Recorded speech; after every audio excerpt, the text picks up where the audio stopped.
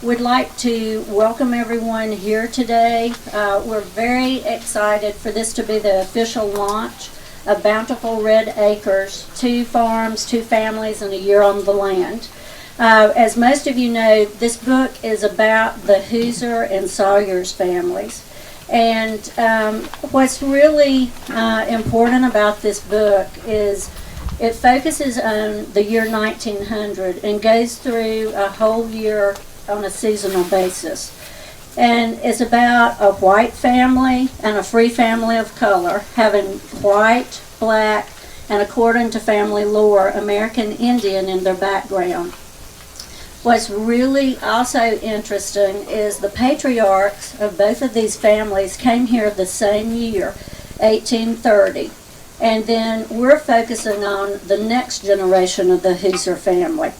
So about 2 years ago, the department started talking about doing a children's book about these 2 families. And we were very, very excited about that. And we were introduced to Eileen Hayes, who is our author, and Derek Coulter, who is our illustrator. And I would also be very remiss if I did not mention Sheila Barrett Carroll. She's our book designer. And so what I think that is very, very important about this book is the detail in it. And that has been made possible by a lot of research. And there's a lot of people here today that have contributed to that. And one is sitting on the second row, Dr. Ann Phillips, who did a study on the Sawyer's family years ago for us. The staff at Horne Creek has also done an enormous amount of research. And then I had a temporary several years ago, and she now lives in New York. Her name is Joy Lewis, and she did a study for us of the Shoals community. So this book we are very, very proud of today, and I know if you get a copy and read it that you're really going to enjoy it. So I'd like to recognize also we have a lot of Hauser and Sawyer descendants here today. So if you are a Hauser, I would like you to stand, please.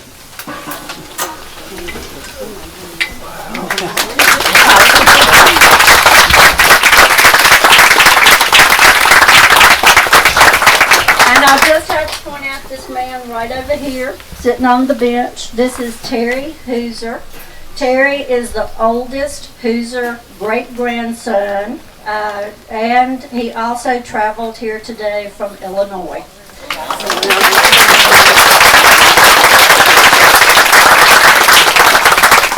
And we also have some Sawyer family descendants, so if you are a Sawyer family member, please stand.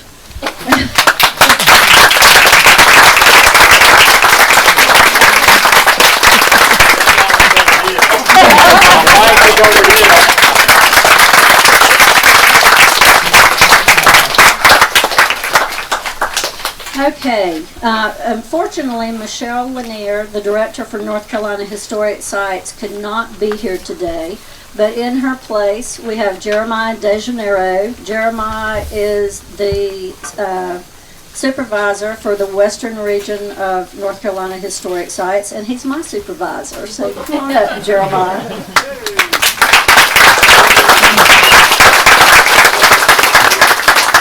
Thank you very much, and I'm sorry. I'm not as interesting as Michelle Lanier. I'm nowhere near as good a speaker, but I do have 2 things that I want to say. I do want to offer Michelle's greetings and her regrets. She was planning to be here today, but she got pulled in, as often happens for a division director, on a matter that was quite pressing with another site. So she does send her regrets. I know she was especially excited to see Dare again. They worked together on a children's book, My NC from A to Z, and that actually is one of my daughter's favorite books. So I'm actually very excited to meet you as well. So I did want to offer that greeting, and then second thing I wanted to do was recognize Lisa Turney, our site manager, for putting this together. She had a really good program. Thank you very much for all of your hard work. And a lot of good staff members and volunteers. Yeah, and like a good site manager, she spreads the wealth. So thank you again, Lisa. So it's my privilege to introduce the Associate Director of the North Carolina African American Heritage Commission, who's going to give some remarks. Adrienne Nearday. Adrienne.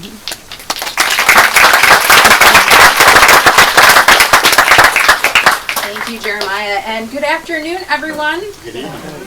Hello. Great to see you all here today.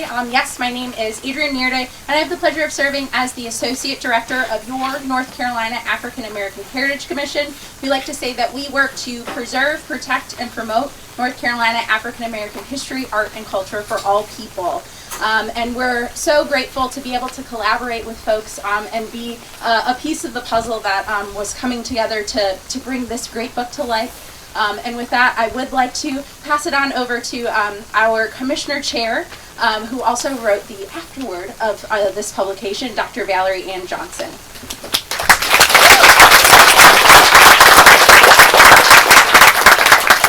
Thank you, Adrienne, and I also want to bring greetings on behalf of the commissioners of the North Carolina African American Heritage Commission, and greetings from Raleigh, North Carolina. We came up the mountain, well, foothills, into a place that is just absolutely gorgeous. But what's even more gorgeous is this wonderful book, because it introduces to the children, but also to the adults. And that's what makes a really good children's book, is when adults can learn from it too. I learned a lot about this area, and the introduction to what has happened in the past is also part of our present. So these two families coming together is quite interesting. There's a lot in this book, and it's just 1 year in the life. And what we get to know and to learn and to appreciate is a part of North Carolina, and introducing some of my flatlanders to what it is to farm up in the foothills and in the mountains. Because they're more used to that kind of flat sort of farming, but it's very different up here. And it does give us another sense of who we are as North Carolinians. So that's why I'm delighted. I was really happy to give the afterword and to really think about the importance of a book like this. Y'all got it right. You're giving us a taste of North Carolina, and I think that's important. But you're also allowing us to touch base with the past. That can be kind of complicated, kids, but it's okay. Because we like to tell stories, and this is a good story that's being told. And I am appreciating meeting, and I'm going to say, I have to, in my mind I had Hauser, and Hauser. So now I have to hold Hauser and Hauser together, as well as Sawyer and Ward. So those are the families. And this is a book about family. And that's what makes it so rich. So thank you on behalf of my commissioners, on behalf of my president of my university where I work, Shaw University, where I direct and am dean of arts, sciences, humanities. So a humanities book that has beautiful illustrations hits me right where I live. Art and humanities. So thank you so much, and we will turn it over back to our site manager, and thank you for this wonderful welcome. Thank you so much.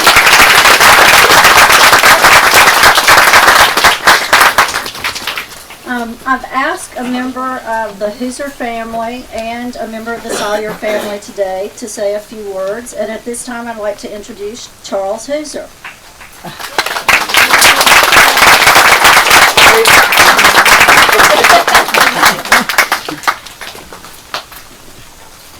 Thank you, Lisa. I don't know how much rope I have here. Everybody's been talking to this group over here. I want to know, where are you guys from? Shoals, okay? And when you turned to come down here, what was the name of the road that you turned on? Hauser Road. Okay, everybody knows Hauser. Well, there's a reason why the rest of the world, I found out a few years ago, call it Hauser Road. And in fact, my wife had the GPS program to come up here, And it said, in 1.6 miles, turn right on Hauser Road. And I said, no, Shoals. And the reason for that, I think, I don't know that there's any fact to this, is that the Hoosiers originally came from a place in Europe called Alsace. It's on the west bank of a river called the Rhine River. And Alsace has been in Germany sometimes and in France sometimes.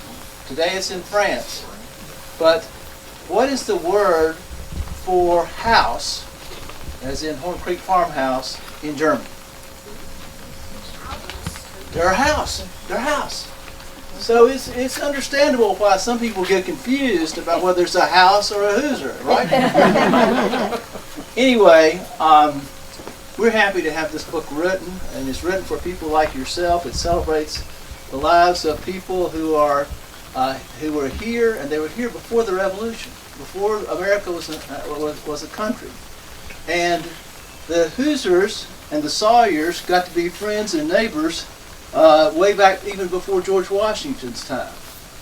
That's a little bit before Thomas and Charlotte, but Thomas and Charlotte are my great-grandmother and grandfather, and then one of their sons, Hubert, is my grandfather, and his wife was named Ella. My two daughters, who are named Mary Hauser and Janie Hauser Morgan, live in Raleigh and Chapel Hill, wrote the foreword to the book, okay? And they wrote the foreword, I think, in a way that helps you understand why this is such an important book for us to celebrate today. What they say is this: as children, we learned the names of our great-great-grandparents, Thomas and Charlotte Hauser, and we imagined their lives when we visited the Hauser farmhouse in Shoals. We made corn husk dolls with our grandmother by Charlotte's outdoor walkway and listened to our grandfather tell stories about his childhood as he sat by the big old drying house. We walked past the barn and toward the creek, pausing to read the headstones back from the path. We did not know their story. Reading about the Sawyers and the Hoosiers as neighbors and community members brings us beautiful new textures to the lives we imagined when we visited Shoals and the depth of our understanding of the history of North Carolina's Piedmont. We recommend Beautiful Red Acres, the book, to anyone who is interested in sharing a nuanced version of history with young people, one in which lives are deeply intertwined yet separate, bound by the rhythms of the same seasons and made starkly different by the legacy of slavery. We are grateful for the opportunity to share this book with our own children and with you. Thank you.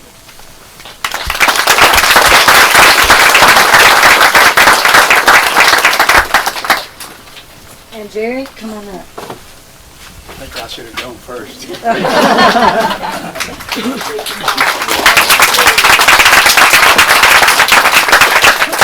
First of all, I want to say thank you for coming to Horne Creek and welcome to Horne Creek. And thank you for your time. I just want to tell you that I'm a descendant. My grandparents were Solomon Tobias Sawyer. They're buried here on this property. I have cousins that are buried down at the graveyard next to the Hoosier family. And as he was speaking, we're talking about the relationship that we had and how close we were. If you ever get a chance to come back, look and see where my family was buried at, where the Hoosier family's buried at. I'll give you just a little bit about it, because I teach our history down there. They're buried before you get to the Hoosier graveyard. The reason I bring that up, it has some significance to it to me.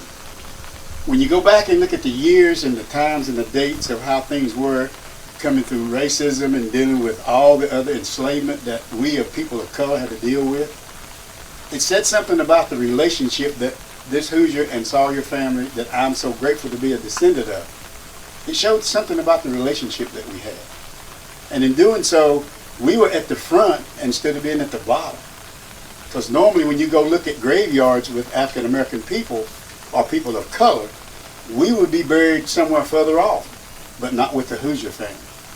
It did not only show that through the relationship that we had of how we were buried here, but the relationship that we had with working together, how we sharecropped together. They looked after my family, did a lot of things.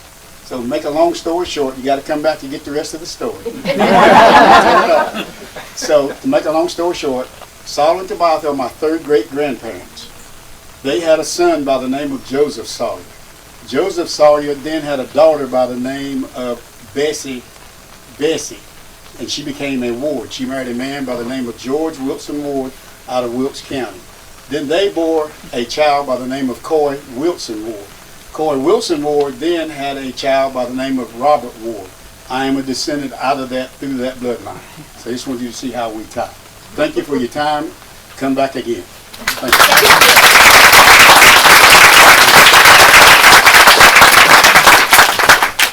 It's hard to beat the two of you. You did really great, and I knew you would. Okay.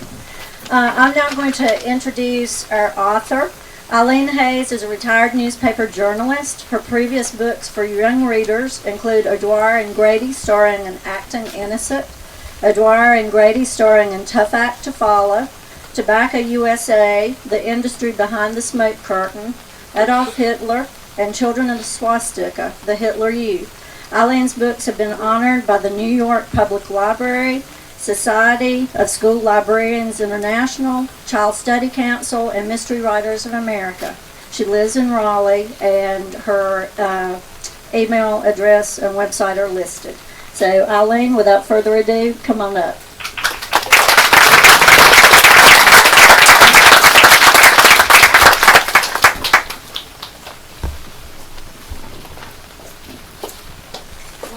This is a great crowd. Thank you all for being here today. Just wondering, how many of you have been to the farm before? Anybody? Okay, good. And when you were here before, did you happen to get down to where the graveyard is? Some have seen the graveyard? Okay. I'm going to read the scene from that graveyard. Hold the microphone up real close. Okay, how's this? Okay. That's good. Much of what I was going to say has already been covered, so I'll keep this short. I just wanted to thank the farm for the research resources that were made available to me. As Lisa mentioned, researchers have been looking into the genealogies, the family histories, the property records, the community history over years in preparing this historic site. And so when I came along to research my book, it was all here for me. And Lisa was a great resource. Every time I came to a gap and said, Lisa, what did they study in school? Here you go.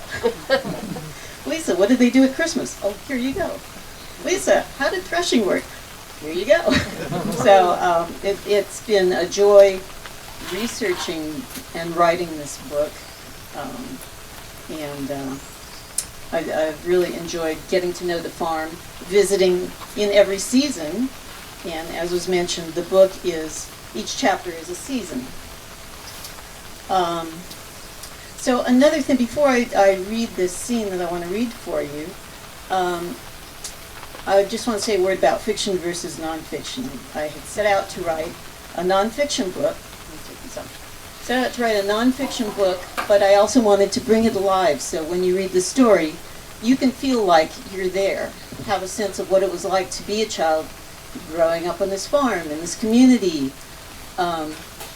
So each chapter, each seasonal chapter has a scene with people talking to each other. Now, the words that come out of their mouths, I invented. But the things they talk about are real and exist in the files here at the site. So it's mostly a nonfiction book with this little tiny bit of fiction just to help you put yourself in the scene and feel like you're there. Okay, so this scene I'm reading is, I'm going to have to hold the book over and hold the microphone at the same time, but I'll give it a try. Do we have a stand? Oh, that's okay, that's okay. Yeah. Okay, I also want to show you the spread from this. Now, the guy in that spread may look familiar. We've got our model for Adam Sawyer right here. Okay, the reason I chose this scene is because it combines elements of a lot of different elements of the book. You can see the family relationships and the community relationships, the neighbors, how they get along. It brings in the economic and racial realities of the community and the role of faith in their lives, and all these things come together in this one scene. And so it's kind of a sad scene, so I'll try and get through it without breaking down. But okay, you think so too, huh? Yeah. Okay, here we go. On April 13th, Good Friday, Preston Sawyer's, let me introduce the characters first. Preston is the 10-year-old Sawyer's son, and Adam Sawyer's is the dad in the Sawyer's family. Preston Sawyer's feels a strange sadness.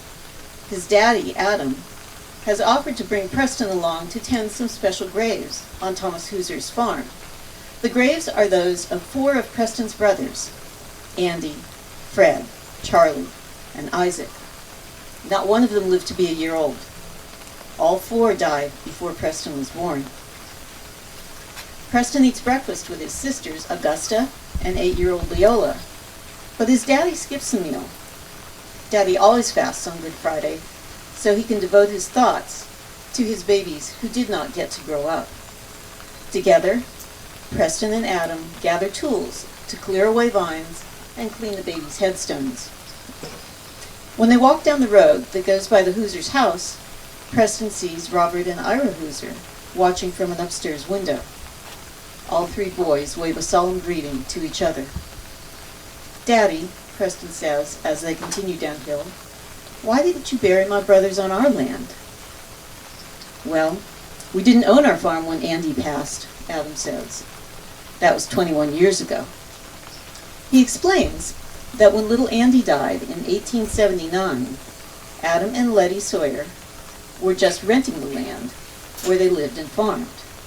Adam's father, Solomon Sawyers, had not set aside a section of his own farm for a family graveyard, and the township did not yet have an African American church or cemetery. So Letty and Adam Sawyers turned to their neighbors and longtime friends, Charlotte and Thomas Hauser. The Hausers did have a family graveyard, and they made space for Andy Sawyers. Over the next 7 years, Letty and Adam lost 3 more infant sons. It only seemed natural that all 4 should rest together.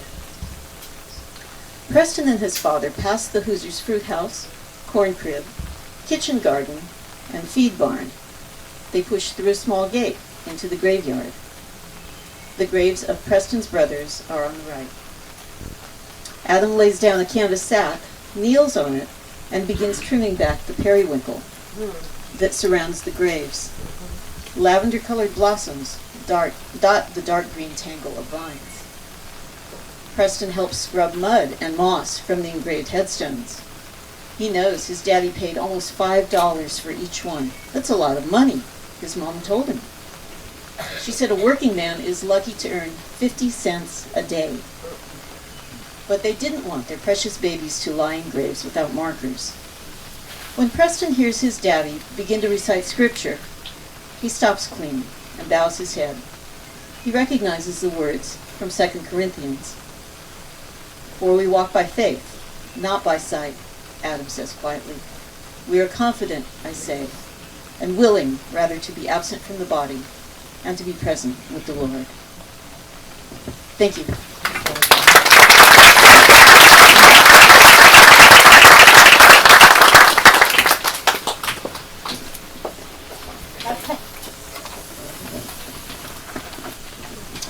Now I'd like to tell you a little bit about our illustrator, Dara Coulter.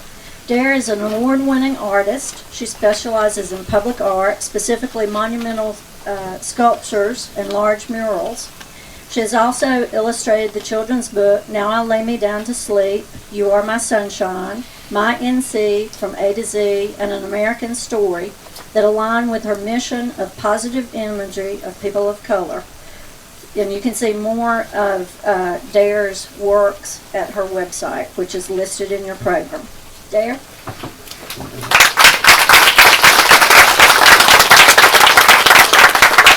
Hey, good morning, everybody. How's it going? Like, it's cold, right? It's a little bit rainy. All right, so I'm Dare. Okay, your jacket looks so warm. So I'm Dare. I'm an artist. I'm a sculptor. I'm a muralist. I'm an illustrator. What grade are y'all in? Fourth, fifth. Okay, so about how old are y'all? Third, fourth, and fifth graders. Okay, how old are y'all on average? 9, 10, 11. 9, 10, 11. Okay, so I imagine that most of y'all like ice cream, right? I love ice cream too. I can't eat it all the time, but I do love it. So as an illustrator, I get excited about certain projects for different reasons. Can I tell y'all why I was excited about this one? So, okay, if I want ice cream, where do you go for ice cream? Where do you go for ice cream if you want ice cream? Freezer. Okay, all right, freezer, where else? Where do we go for ice cream? Right there in the front. The supermarket. Supermarket? Okay, what about you right beside her? We can get it from milk because it comes from milk. See, that's a long process. We don't have the patience for that. All right, green shirt on the back, last one. Where do you get ice cream from? My mom's wallet. You're right. Okay, sometimes I get ice cream from my mom's wallet too. We just have to, it just depends. I'm 30 now, so we have to change that around a little bit. So in this book, when they talk about ice, right, and if you want ice, you go to the freezer. If you want popsicles, you go to the freezer. That's the thing. So back in this book, they were really excited because they were harvesting ice. And do you know where they got their ice from? The lake. Yes, who said that? Who said that? All right. I'm giving you 5 points, but they're imaginary, so you don't win anything, but good job.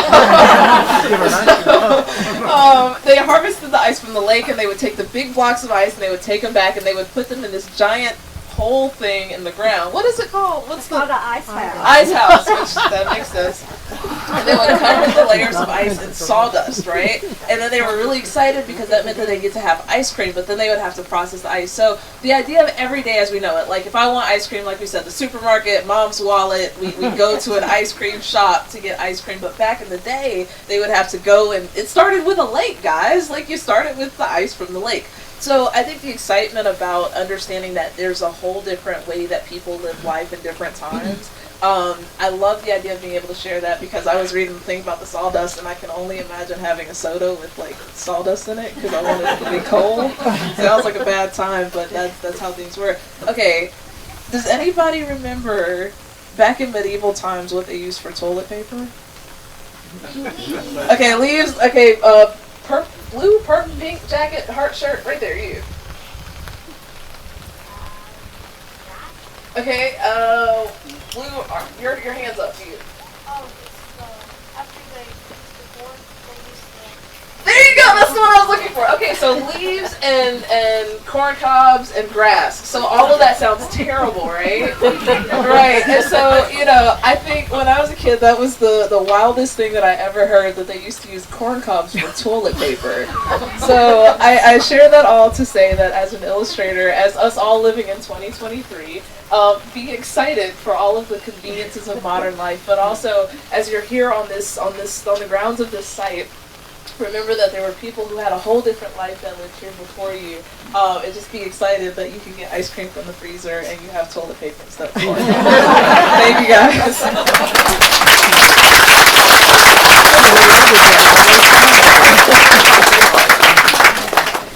Okay, Eileen and Dare are now going to be available if you'd like to purchase a book, and they will also autograph it. And we are going to be putting some refreshments out for you guys, and guess what? You're getting ice cream and cookies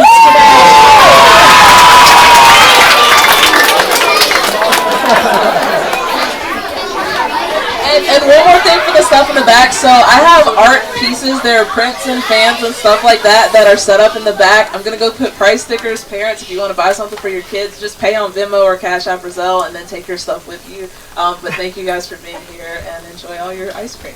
Okay. And for the adults, we're going to have some fried apple pies and Sonkers. There's also lemonade and beverages. And guess what, guys? You are going to make something today with a corn cob, but you're not using it for the bathroom. You're going to get to make some corn cob darts and play some games, and if it quits drizzling, we've got some activities out here for you to play. So give us about 5 minutes to get set up here with the ice cream and everything, and we will get going. Thank you.